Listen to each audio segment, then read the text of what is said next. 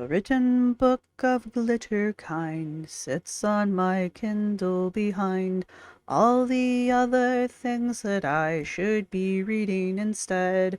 But here we are, so let's all critique this text in this react. Yeah, yeah. Oh, oh. Hey, hi, hello there, and welcome to another episode of An Anthropologist Reads A Life Full of Glitter by Anna O'Brien. Ooh, spooky sounds, I know. It's not spooky season. We are on chapter 9, the most dreaded of all of these chapters for me, because chapter 9 is Body, Loving the Skin You're In. If you don't know, again, this book was published back in 2019. I don't remember now. It's back. It's pre-COVID is what it is. Wow. That just puts things in a whole bunch of different perspectives, doesn't it, though? Anna started off in the body positivity, the BOPO, fat acceptance space, mainly because Anna's always been a big girl. She's a big girl now in this book. And she kind of got her start doing clothing haul and that kind of stuff. So just kind of doing clothing. Well, I mean, showing off bigger bodies in haute couture, if one will. And Anna's style has definitely evolved over the years. I will give her that much. It's definitely become more personalized, is one way to put it. But because she was, you know, kind of a fashionista, showing off clothes, not being afraid to show her body on camera, she kind of built a lot of followers around the BOPO fat acceptance movement. And I believe this book was published before her falling out with the BOPO movement. When she began her health journey, because she got diagnosed with a bunch of really scary diagnoses that are all obesity related. And her doctors basically told her the best way to combat them was to lose weight. We can talk about how successful that trip has been, but that's about when she started losing weight. And after she announced that she was going to be attempting to purposefully lose weight, she received a lot of backlash from the BOPO and fat acceptance communities because now she was betraying them. Even though she was doing this for her health, it was still a betrayal. You can't win with the BOPO. As per Anna, we start off with stories. I was 11 when I first remember someone explaining to me that my body was something to be ashamed of. We were on vacation and visiting my grandparents on their sunny golf cart-fueled senior citizens society just outside of Orlando. I don't understand why she chooses to sprinkle in little stories like this, specifically because the way she words these things is like we're supposed to be like, grandparents, am I right? All of them living on their golf cart-fueled senior citizen centers. Living the lap of luxury when you're 90 years old. Am I right, Grandma? Oh, wait, I couldn't afford to put you in a home. Never mind. You know, I could barely afford to get you the care that you needed in your final years of life. Wait. Yeah, Anna, it's really weird to go to a sunny golf cart fueled senior citizen society just outside of Orlando. It's just one of those ways where she just seems so incredibly out of touch.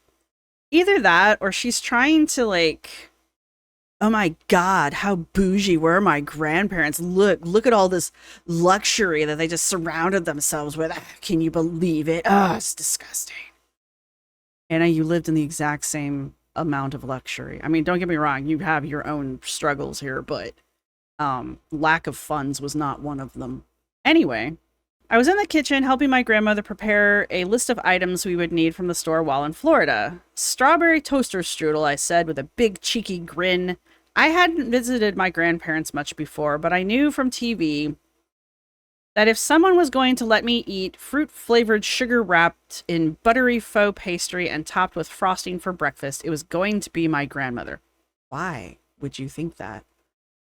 Grandparents are always the ones baking cookies, prying candies from their lint-covered pockets, and playing innocent after sneaking contraband to their doting grandchildren. Are they? To be honest with you, neither of my grandparents were bakers. No, my grandmothers were not. Neither of them were bakers. Prying candies from their lint-covered pockets. My grandmother on my mom's side did have the stereotypical hard candy dish where all of the candies had fused together, so it was basically just one giant hard candy. Yeah, that's right. She did. She had all of these little jars of candy that lined the shelves. I wasn't allowed to have any of them. Those were not candies for me. They were candies for the adults. But there were jars of candy. They were just not for the children. I remember that part. And playing innocent after sneaking contraband to their doting grandchildren. I will admit, at my dad's mom's house, my paternal grandmother, I got away with murder. Literally. I mean, I could do no wrong, and it was wonderful. My mom's mom, not so much. You don't need that, was my grandmother's stern reply. But why? I asked. Yeah, I read that the way it was written. With my pre-teen dramatics kicking in. And I said, she thinks these kinds of statements make her cute and quirky, like we all should think it's funny. But in reality, it just shows how fucking annoying she must have been. She turned to me and said, my grandmother turned to me and said, you could stand to lose some weight. Nobody likes an overweight girl. I often wonder, because Anna doesn't really mention it. Anna's very tight-lipped about her actual weight. Not like we don't have eyeballs, but until she says something, you can't really say, aha, confirmed, right? So we're all just basically, filling in those gaps Anna keeps leaving us. But she has mentioned more than once in this book that she was a larger child. She has always been larger, right? So I just kind of wonder, like, how big was she when she was a preteen? Because I've seen pictures of her in her early 20s, and I mean, she's bigger. She's probably 200, maybe 250, but she wears it very well. So I'm just wondering, like, how heavy was she when she was a kid? Anyway, Anna says, I looked her square in the eye, and I wrote down, oh, this is going to be a big fat lie. Crossed my arms and said defiantly, God loves me just the way I am. She paused and looked away with a slight smirk, spoke 5 words I will never forget. God doesn't love fat girls. And I just wrote, sure, Jan. Let's pretend like this story's real. For a moment, let's pretend like this is a real story, and let's pretend like her grandmother really did say that to her. That's kind of a really shitty thing to say to a kid, right? And this isn't the first time, pretty much every story Anna writes where there's any interaction between her and her family, they're not great stories. There are definitely stories where you're kind of like, huh, well, that explains a lot. And this, if it is a true story, kind of does. It's another one of those stories where you're just kind of like, yeah. Anna does come from a world of privilege. She does come from a world of prosperity and that kind of stuff. But she clearly comes from a world of neglect and disappointment and not a lot of emotional support. So finances and money's not a replacement for love, I guess is where I'm going with that. And her father comes off as being an incredibly strict individual. And I'm guessing if this is her dad's mother, I can see where he gets it, is where I'm going with that. It is likely you too have someone who has made comments about your body that have left you feeling frustrated. Sure, we'll go with those words. It's as if by not existing perfectly, it is assumed you don't care about yourself at all. Because if you did care, you'd conform. And I said, right, being healthy is conformity. So being unhealthy is making you a rebel. You rebel you, Anna. You're sure showing the rest of us by having so many disorders at the young age of 40. You've sure shown me. We've lost touch with our bodies and how using them makes us feel. And this is another one of those times where Anna, now remember, this is the chapter on fat acceptance, right? This is where Anna starts to, I don't want to say disassociate from her body, but I don't really have a better description for this.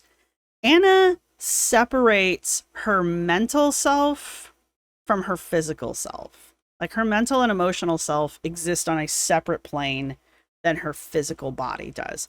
And she herself has no control over her physical body unless she does. A couple people have mentioned in my comments section now in different videos, the way Anna talks about her body It's, we've done that. When it's something positive, it's always a we or an I or an us statement, right? I don't know who we and us are. I'm assuming it's the royal we. I do that a lot myself. So that's where I'm guessing that's from. But when it's something negative, it's her body, my body. My body is fighting me. My body is in pain. My body is trying to tell me something. What are some of the other things? I'm at war. She said this before. I'm at war with my body. Things like, she says things like that when her body is, when she's having a flare up, or when she's in a great deal of pain, or when she doesn't fit into clothing. My body doesn't fit. They don't make clothes for my body. The chairs don't fit my body. Not me. The chairs don't fit me, right? If I don't fit into something, it's like, I don't fit. I don't fit into size 10 jeans, right? Because I'm not a size 10. Not my body isn't a size 10. I am not a size 10, right? For Anna, my body doesn't fit Jessica Simpson's new clothing line at Walmart. No, Anna, you don't fit Jessica Simpson's new clothing line at Walmart. But when something positive happens, or she does lose weight, I've been working out. I've been eating healthy. I've been feeling good. I've been working on my mental health. I've been exercising. You know, suddenly now she has agency. If it's something positive, if it's something negative, she loses agency. So it's never her fault when negative things happen. That's her body over there fucking up. She can only do correct things. She can only win. You know, whatever it takes, man. How do you separate what you really want for your body from what you feel subconsciously pressured to want? And I just think that's a strange statement, considering she's talking about how being healthy is conforming. So how do you separate what you really want for your body from what you subconsciously feel pressured to want? So you don't want to be healthy? Is that kind of where that's going? We'll talk about recognizing your body as the amazing support system it is. My body is not a support system. My body is the system. Harnessing the power of meaningful movement and learning how to make decisions to better your body on your own terms. You are your body. You can put a sticker on your face all you want and tell yourself that you're just decorating the window of your car, because that's kind of how this comes off. But in the end, you are still that body, okay, Anna? And this whole meaningful movement, joyful movement, it's code word in the fat acceptance and BOPO communities to say these things because they don't want to say exercise. Exercising is part of diet culture, and diet culture is the devil. Most of you are not alive when this diet culture that you keep raging on about was at its heyday. So if you could maybe take a seat, that'd be fabulous. Most of you don't know what you're talking about. And I'm sorry to put it that bluntly, but you don't. Anyway, body awareness versus body love. Now, Anna is old enough to know better. The world constantly talks about how important self-care is, but the actual act of practicing it gets boiled down to ways to fix your body. What self are we caring for if we are not caring for our bodies? There are enough studies out there now, none of which Anna will cite, that show that there is a mind-body connection when it comes to mood and physical health. Typically, the worse your physical health is, the worse your mood is. And vice versa. The better your physical health is, the better your mood tends to be.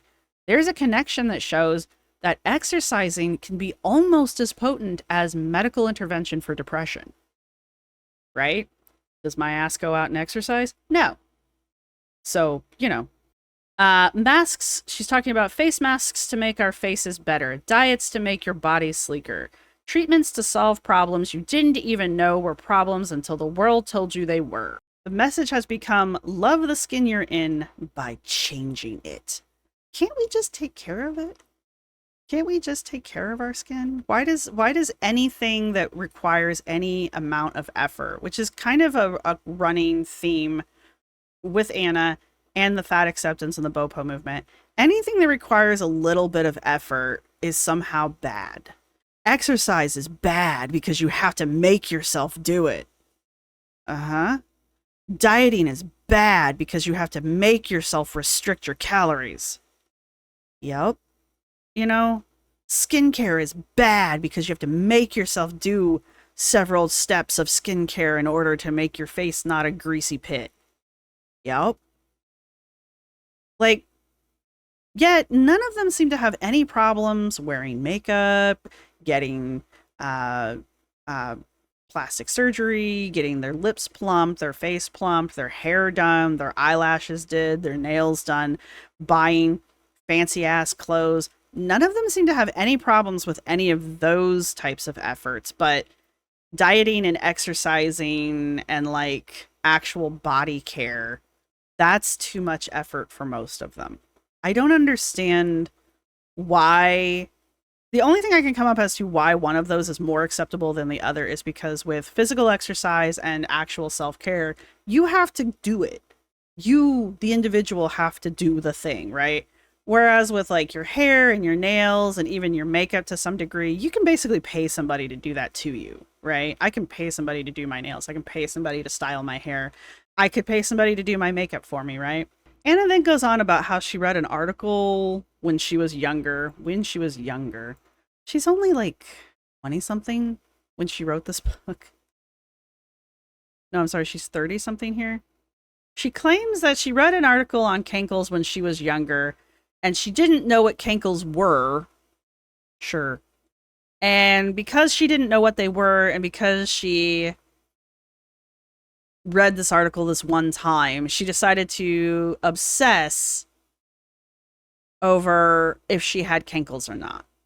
I found myself scouring pictures of ankles online, trying to determine whether they were cursed lower appendages or blessed ones. I looked at my own legs. Were they cankless? I couldn't tell. I found myself stopping coworkers, friends, and even strangers to try to get a clear grasp on my current ankle status.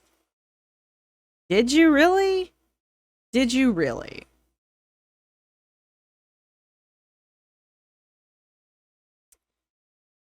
And I wrote down that if this was true, this is a level of body checking that should be kind of concerning. This is the level of body checking that the fat acceptance community is always accusing skinny people of doing, of being obsessed over one or two particular aspects of their physical appearance. And I'm not saying that skinny people don't body check. I'm just saying the louder voices in the BOPO and the fat acceptance communities do seem to not only body check themselves at a worrisome rate, but also body check others as if they're somehow the body police, right? Anna then says, turns out cankles were invented as a body concern from a one line said by Jason Alexander in the 2011 movie Shallow Hal. No, this is not true. And I say this is not true because I was a kid in the 90s, and I quite distinctly remember talking about cankles, being accused of having cankles, telling my friends they had cankles. You don't want the dreaded cankles. Right? Even I didn't know what cankles were at first, but I mean, figure it out. It's when your calves and your ankles come together. A cankle. Kind of a thing. It's something shitty kids say to each other. Cankles is something that I have known about since I was a teenager, and Anna would have known about it too. Right? Anna's only a few years younger than I am, honestly. These conversations focus on appearance, what your body looks like, and how they all too often neglect what your body is capable of, how it supports you, and what difference living in it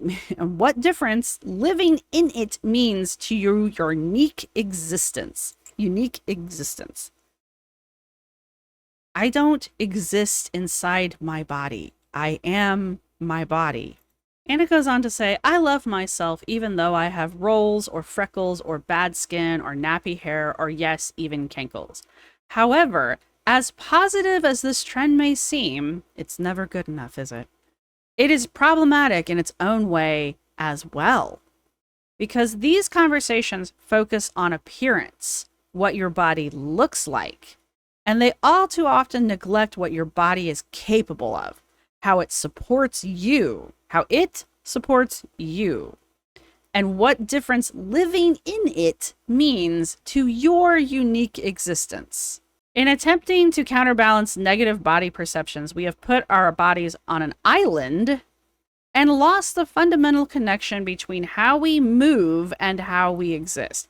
No, Anna, you have put your body on anywhere else other than the real plane so that you can disconnect yourself from your overall appearance and physical shape from your emotional and mental state, which doesn't really work for you, honestly, because I can't count how many times I've heard you complain about your body and how your body is fighting you. It's not a pair of clothes, right? It's not a viper in a pit. It's not an animal that you keep caged up. It's you. If you didn't have your body, you would not exist. It's just the way it is, right? We've forgotten that comfort in your body doesn't come from just loving your marked imperfections. It's found in knowing how your body makes you who you are. Do I need to repeat myself again? It's not about loving your body. Fuck your body. It's about loving yourself and including your body as part of that definition.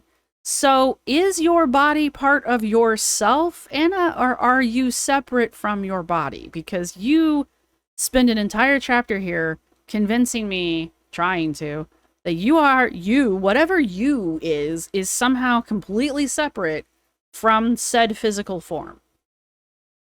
I mean, I understand that Einstein has the theory that people, when we pass away, we just become part of the energy of the universe, but this isn't what he meant. And you haven't passed away yet, so you're still your body until that moment happens, right? Then we go on for citing her sources twice in a row. There we go. For years, movement has been pitched to us as a way to disconnect from the world and from our thoughts. Okay. Maybe, like many of us, you use exercise as a way to mentally check out. Do I? Is that what you're supposed to do? I thought the whole point of exercise, especially exercise on like elite levels, or even just like betterment levels, is like the mind-body connection, where your mind becomes hyper aware of your body so that you don't hurt yourself. I thought that's how that was supposed to work, but apparently I'm just supposed to zone out. Even the note I left didn't, I was like, what? So, all right. We occasionally hear about how if you work out, the endorphins will make you happier, or if you find ways to be less stressed, you'll want to do more. We occasionally hear about how if you work out, you'll feel better, and that if you find ways to be less stressed, you'll want to do more? More what? What? However, in this scenario, what scenario? Those were like words in a line with some punctuation, but I'm not entirely sure that was a sentence.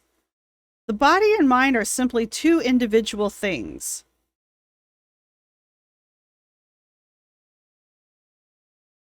What? Where one entity is affecting the other. No, Anna, this is how you describe the world.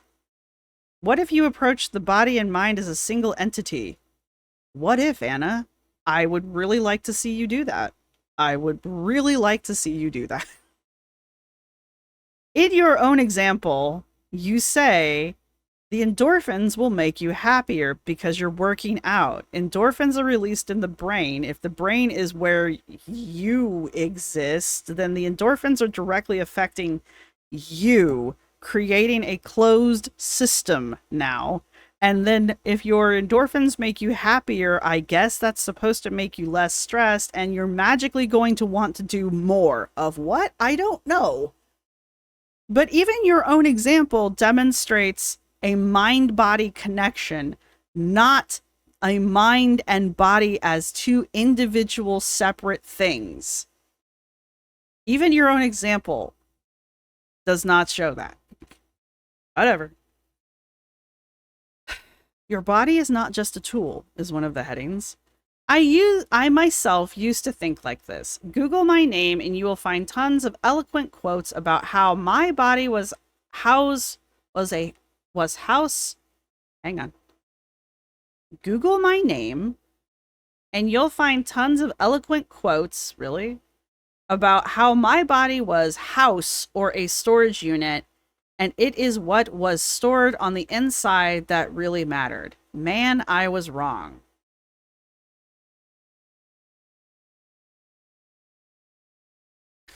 I'm not reading that one out loud.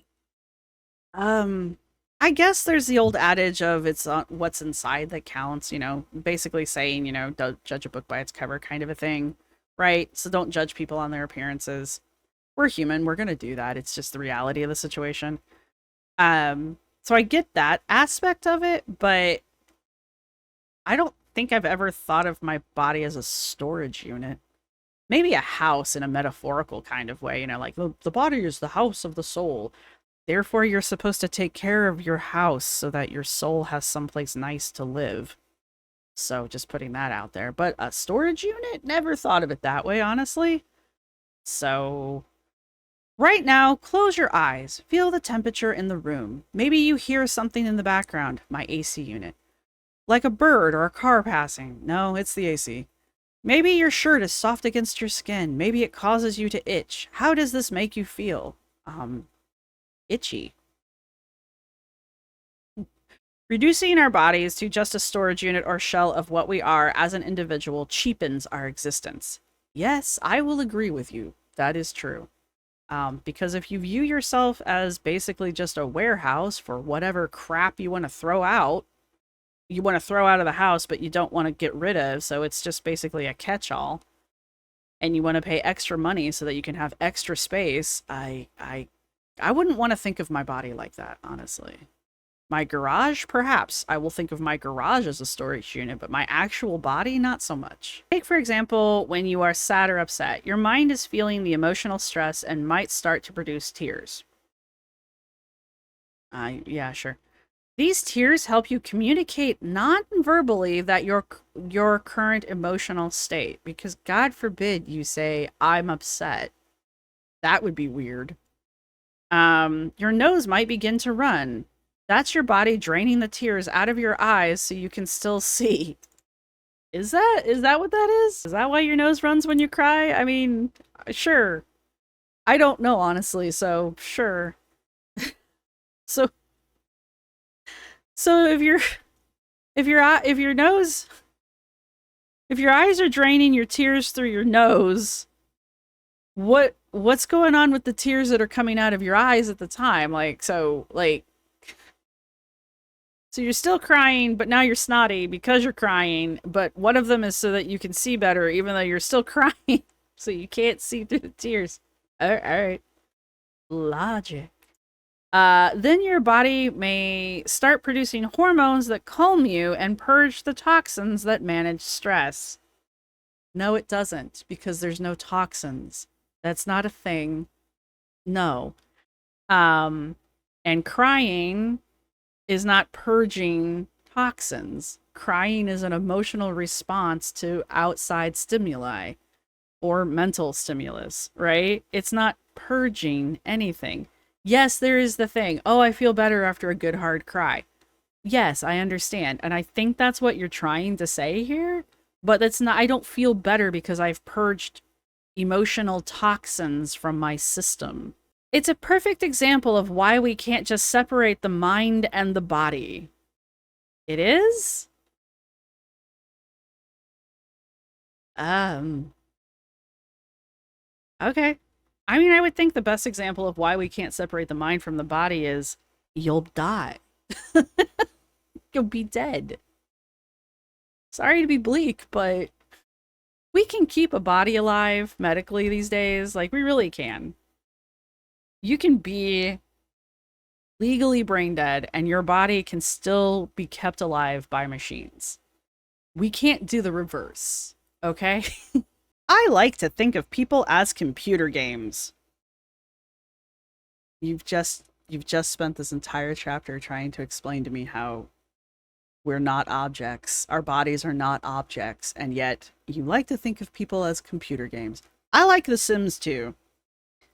This is obviously the product of my nerd upbringing. No, it is not. No, it's not. Also, what nerd upbringing are we talking about? Like, you've yet to establish a nerd upbringing. Annoying, cringe, desperately in need of some good parenting. Nerd? We often neglect to realize that all the ways our body supports us. Yep, read that. And instead get caught up in the way it prevents us from doing what we want to think or we deserve to have.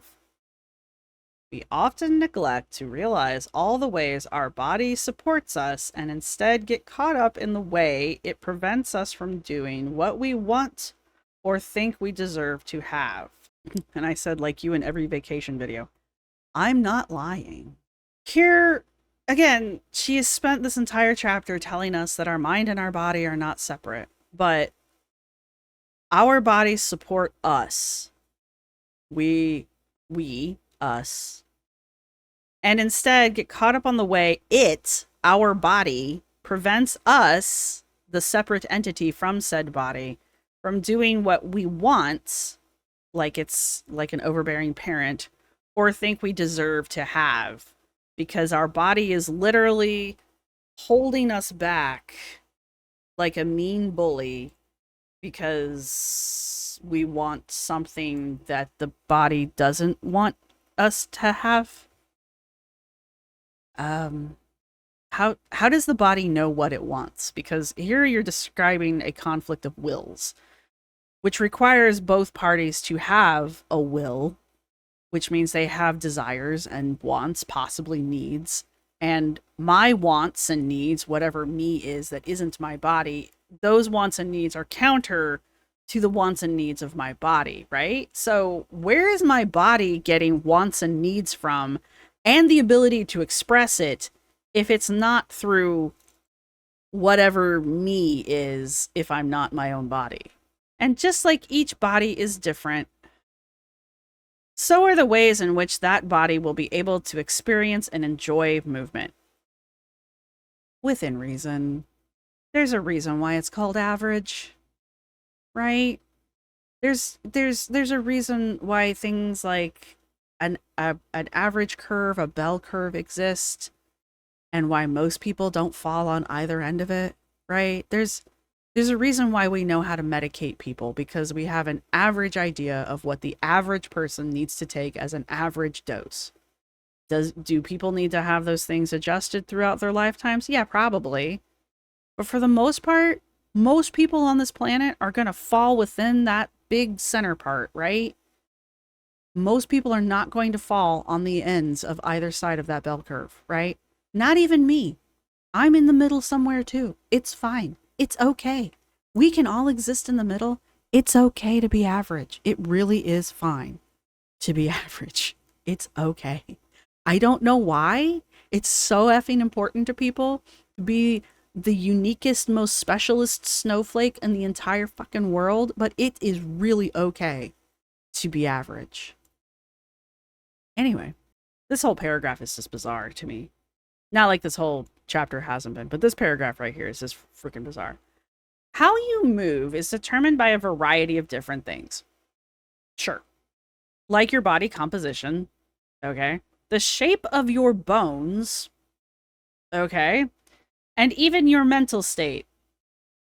Okay, I mean, I have a harder time believing each one of those as we go further out. I suppose you could have some kind of deformity of the bones that might make it difficult to move. Yeah, I mean, that happens. And your mental state, I suppose, if you're just like, I am not getting out of bed today, you're not moving at all, so it doesn't really matter how you move. Yes. If you're tall, you may find it harder to lift the same amount as a shorter person. Simply because you have to lug that weight for a longer distance.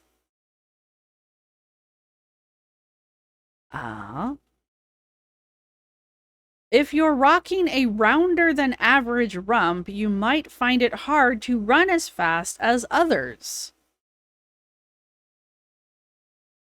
Top heavy? You might have a more hunched posture. Maybe. Struggling with depression? You might find you feel physically exhausted and tired.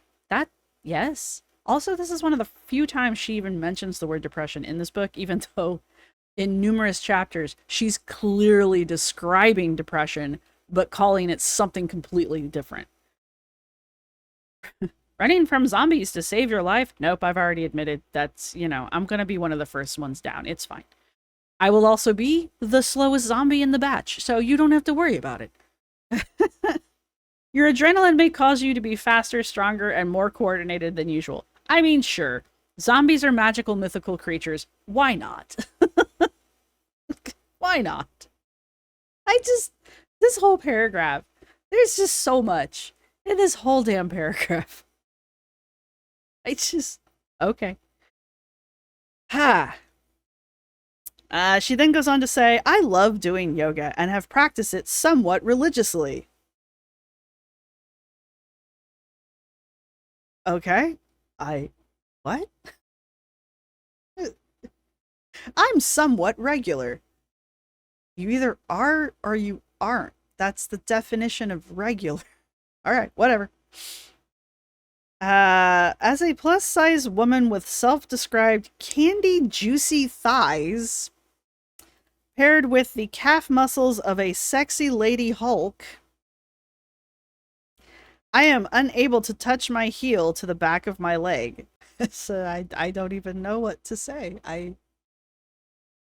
I'm still stuck on candy juicy thighs. What does that mean? I get sexy lady Hulk, sure, but candy juicy thighs? What? I would not describe these that way. Ever. I am unable to touch my heel to the back of my leg. That's a you problem. And also, it's very interesting that she's describing the inability to do that in her book, given her current lipedema warrior storyline, where she's claiming that her mobility has drastically been reduced within the last year to the point where she can't bend her leg anymore. While here in this book that was published in 2018, I believe. Yeah, 2018. In 2018, she's describing an inability to be flexible, right?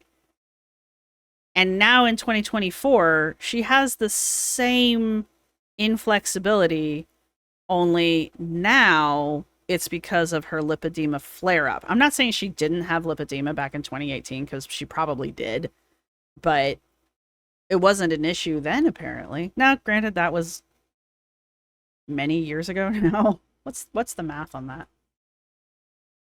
7 years ago now, but 6 or 7 years ago now. She says, instead of trying to pick up the latest exercise trend du jour, ask yourself, how can I move in a way that benefits and pleases me, whatever that might mean for my unique self? Terminal uniqueness is what I wrote down. Terminal uniqueness. Uniqueness, yes. I had this highlighted because I started reading this book back when she was doing her running journey, where she was learning to run a 5K. Anyway, you can go back and watch those. But I had this highlighted because she was talking about running. When you first start exploring exercises, it's important to recognize that you will not be good at or enjoy some activities. I have met so many women who don't exercise because they went to the gym and felt uncomfortable. Go back to the gym. No one cares. Or tried to run and couldn't keep up with the run club they had joined. So kind of like you running your 5K and then never bringing it up again. Ever. At all. Cool. I am sure that as I type this, you are thinking of a similar experience where you too have felt overwhelmed by trying a new type of movement. I will admit, why did I? Yeah, I said we are saying movement when we clearly mean exercise.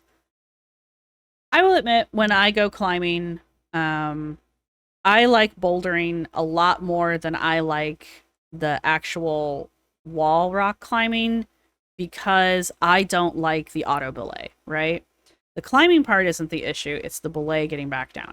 And I am uncomfortable on the auto belay. I'm not uncomfortable with somebody belay being my belay, like another human being. I just the auto belay and I do not get along. It's a problem I have. I understand. But when you're bouldering, not only do you not need any of the actual like harness gear, you don't need a spot. You know, you can just climb. If you fall, you fall, right? It's your own damn fault.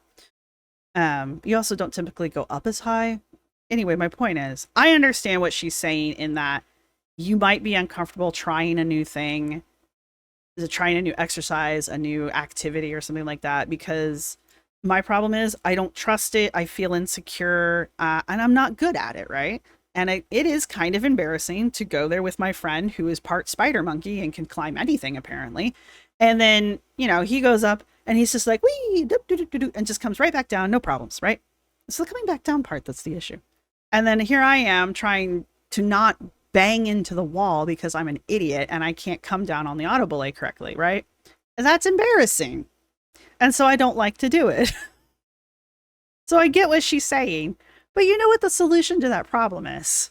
Is not stop rock climbing. It's get over myself, bang myself against the wall a few more times if I need to, and get back and learn to use the auto belay.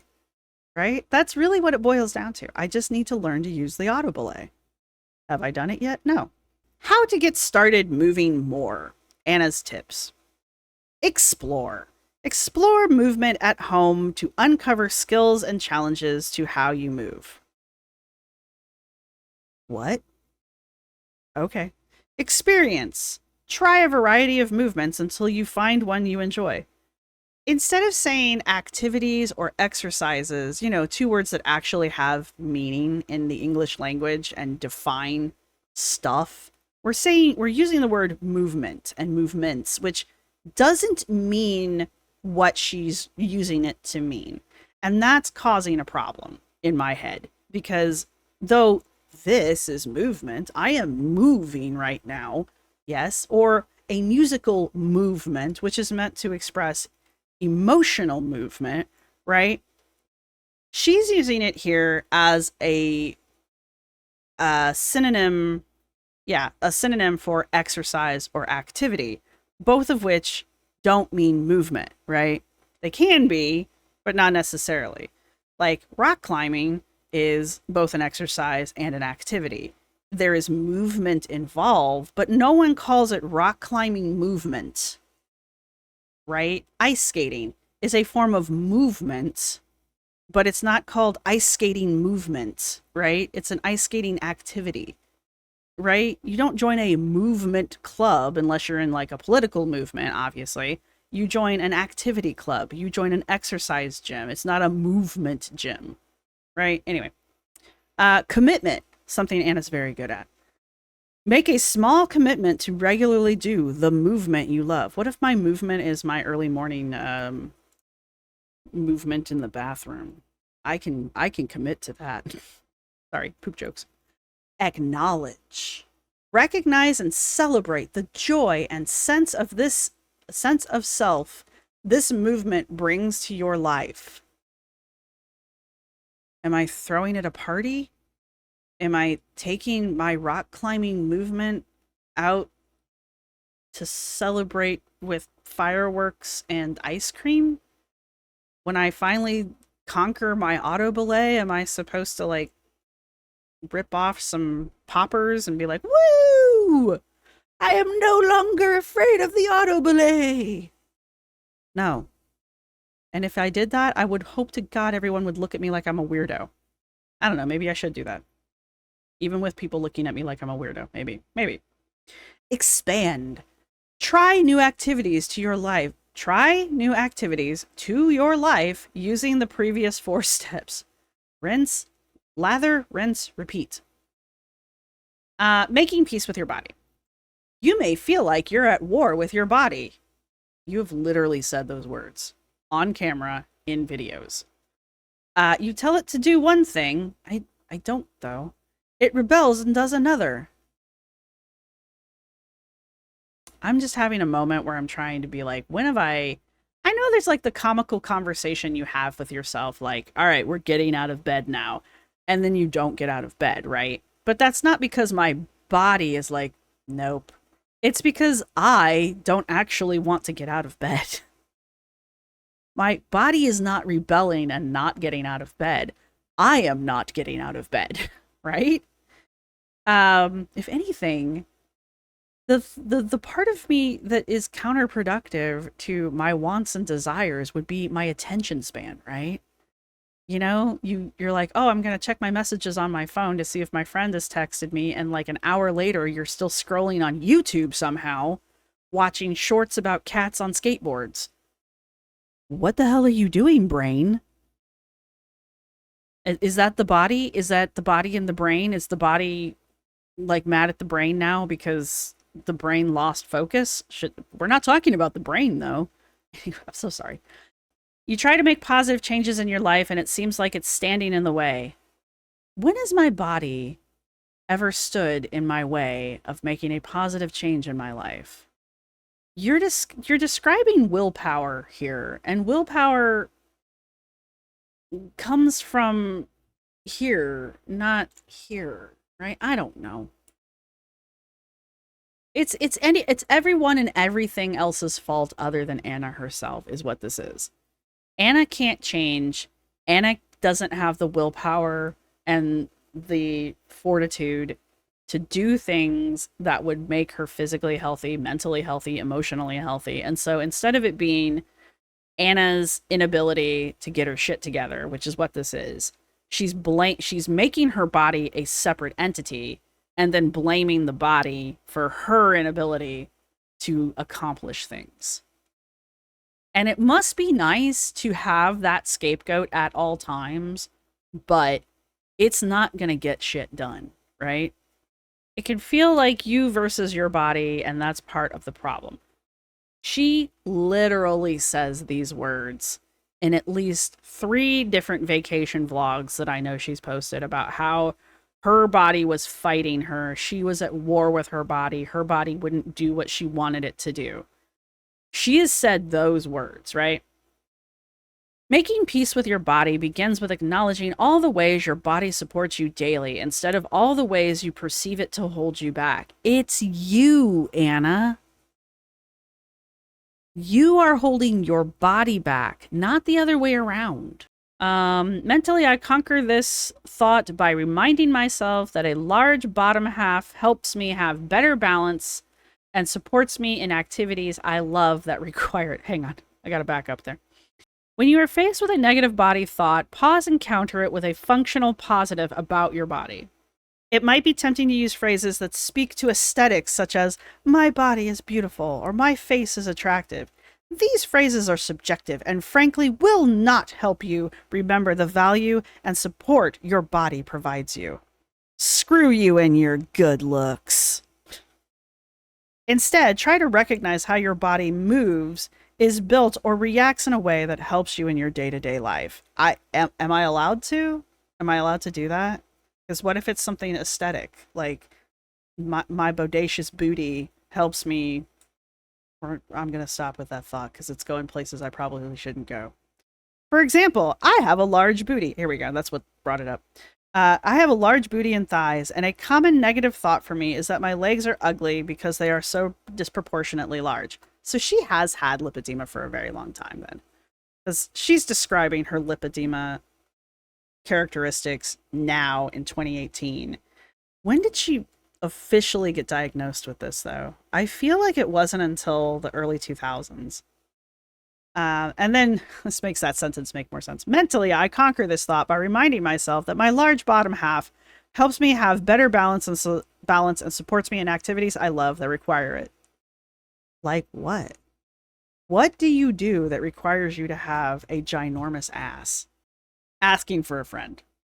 After telling us not to say and do things about aesthetics and appearances because that's vanity and will not help, she says, lastly, and this might sound vain, but dress in clothing you love. Ditch the clothing rules. Don't buy a smaller size of a dress to earn through weight loss. I mean, the person who can't seem to buy clothes that fit her should probably not be telling us not to buy clothes that are too small. Saying, do not punish yourself for not looking the way you think you need to be worthy of for nice things. Waiting to wear something you love is a daily reminder that your body is not yet worthy of celebration. It's a reminder that your body is still the enemy. Wicked, wicked body. This practice of earning the right to wear things is preached to us as a reward, but is actually an undeserved punishment when we need encouragement the most.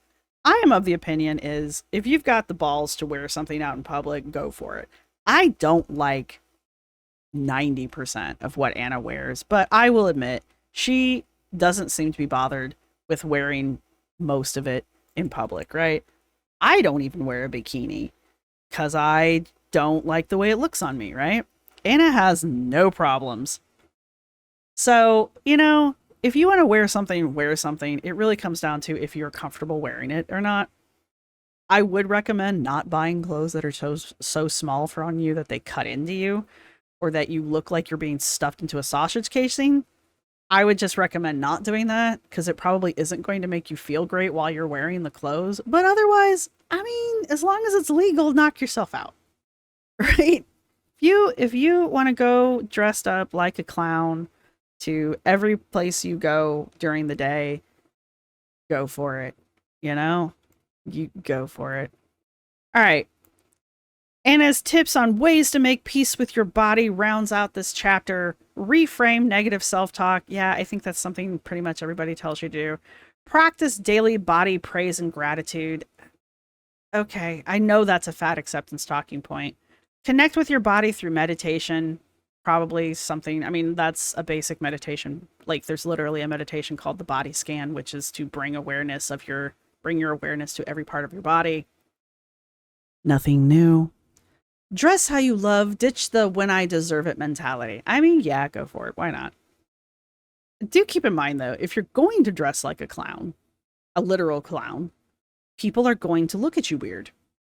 Because not everybody dresses like a clown. Putting it out there. If you're going to dress and look weird, accept the fact that people are going to look at you and small children will point and ask questions because kids have no filter. And people look at things that are unusual. It's just the way it is. All right, so that's chapter 9. It wasn't as bad as I thought it was going to be, but it's a lot of Anna's weird mental gymnastics of disassociating her mental and emotional self from her physical body. Like, her body is the outcast in this trifecta of self, right? Anna is emotional, Anna is mental, and the body is all the hell the way over there where it belongs. It can stand in the corner. It knows what it did, right? It's that. Anna is at war with her own physical form. As much as she wants to convince us in this chapter that she's not, we can see in her videos and in her posts and in her shorts and now with this lipedema journey, she's very much opposed to her physical body, right? And she has yet to come to peace with it. So, all right. If you have made it this far in the chapter with me, go ahead and put a lion down in the comments section because this was recorded on 8/8, which is considered the Lion's Gate. And yeah, so put a lion down in the comments section. If you know, you know. If you don't, I will explain it to you in the comments, I guess. Let me know what you guys think. I know several of you now have picked up the book and are reading along. If you've made it this far in the chapter, let me know what you think about the chapter. And yeah, that's all I've got for you guys right now. We are going to move on to chapter 10, which is challenges, stress, and other no good rotten things. Your emoji is a lion. Let me know what you guys think in the comments section down below. Thank you to everybody who's been supporting the channel. Thank you to my subscribers. Thank you to my members. You guys rock. Thank you to everybody who's going to hit the thumbs up button. And I will see everybody in the next chapter. Bye! This is my outro music. You can't copyright strike me because it's just me singing. This is my outro music. Thank you for watching. See you next time.